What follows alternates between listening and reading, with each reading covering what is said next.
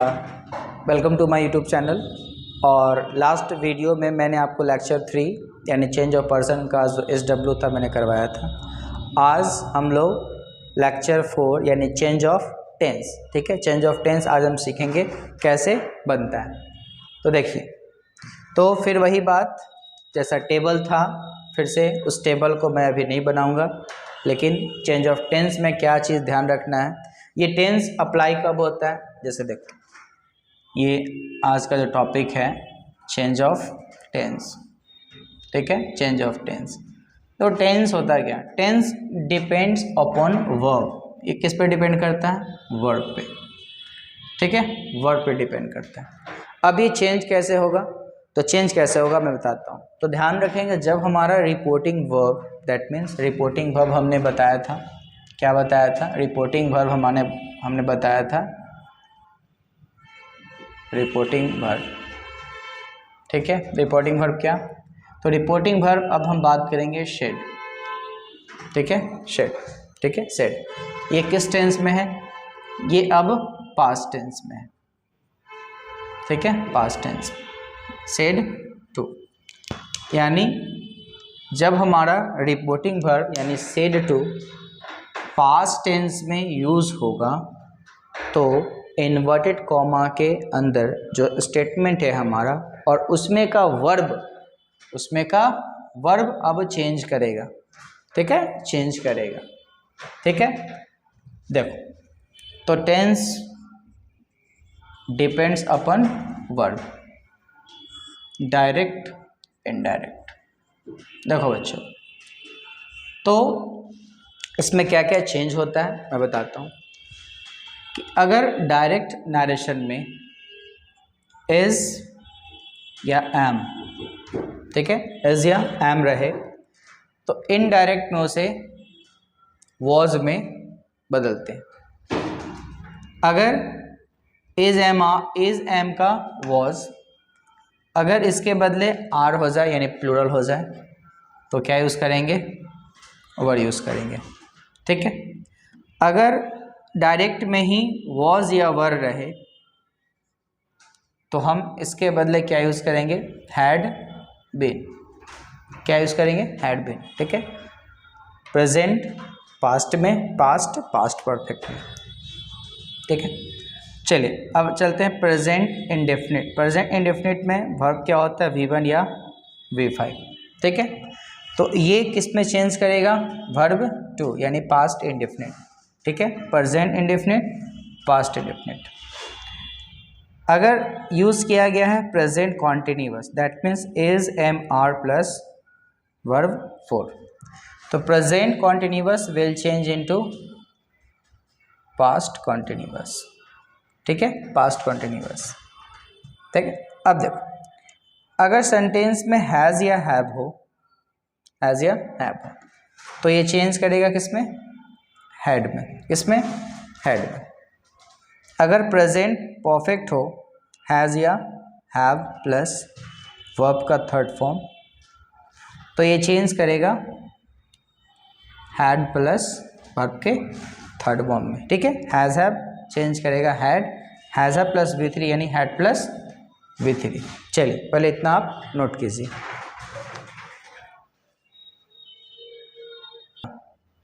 ठीक, अभी हमने चेंज किया has have plus V3 change into had plus V3। अब ये देखो, V2 भी किस में होता है, पास्ट इंडेफिनिट, यानी पास्ट इंडेफिनिट को भी हम चेंज करेंगे पास्ट परफेक्ट में, had plus V3, had plus V3।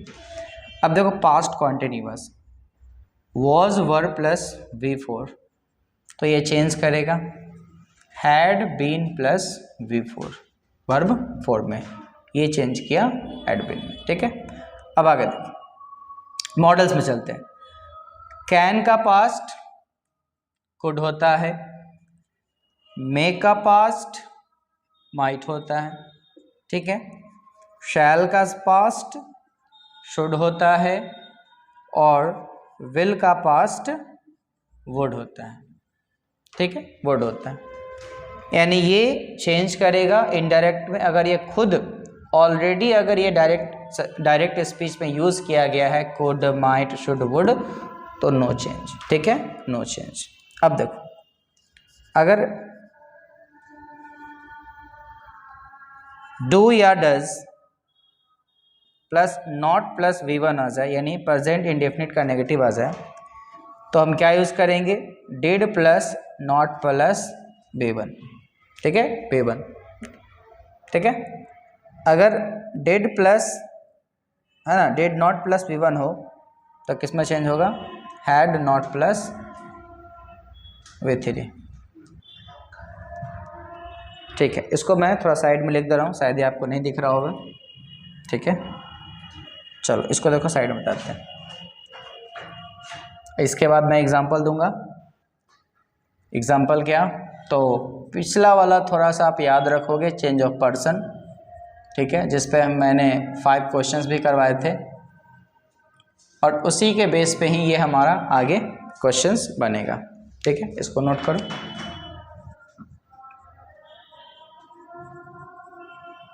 He said to me, ठीक है, I am busy, देखो ये सेंटेंस, ठीक है। तो अब देखिए, अगर आपका रिपोर्टिंग वर्ब पास्ट में चला जाए, तो पहले हम जानते हैं कि पर्सन तो बदलता ही है, अब साथ में क्या बदलेगा, वर्ब भी बदलेगा, यानी tense depends upon verb. He said to का क्या होगा, टोल्ड होगा।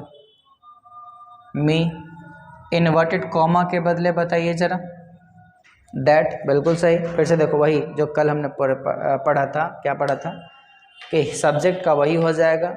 ये देख लेना कि इसके बाद टू है कि नहीं, टू है तो हमने टोल्ड लगाया, सेज रहता तो सेज लगाते, ठीक है। Inverted comma will change into that. अब देखो ये आई कौन सा person, first person according to subject ही है, तो यहाँ क्या लिख देंगे, ही लिख देंगे। आई के साथ एम, देखो तो आई, जब आई के साथ एम होता है, अब ही है तो ही के साथ क्या होगा, इज होना चाहिए, लेकिन हम इज नहीं लिखेंगे, वॉज लिखेंगे। आप अभी देखेंगे अभी का टेबल कि हमने डायरेक्ट में इज और एम लिखा था, कुछ देर पहले इज और एम लिखा था, तो वो किस में बदला, वॉज और वर्ड में। तो अकॉर्डिंग टू सब्जेक्ट हमने क्या यूज़ किया, वॉज बिजी का बिजी, ठीक है। ये आप नोट कीजिए, फिर आपको 2-3 क्वेश्चन देता हूँ, फिर आप बनाएंगे।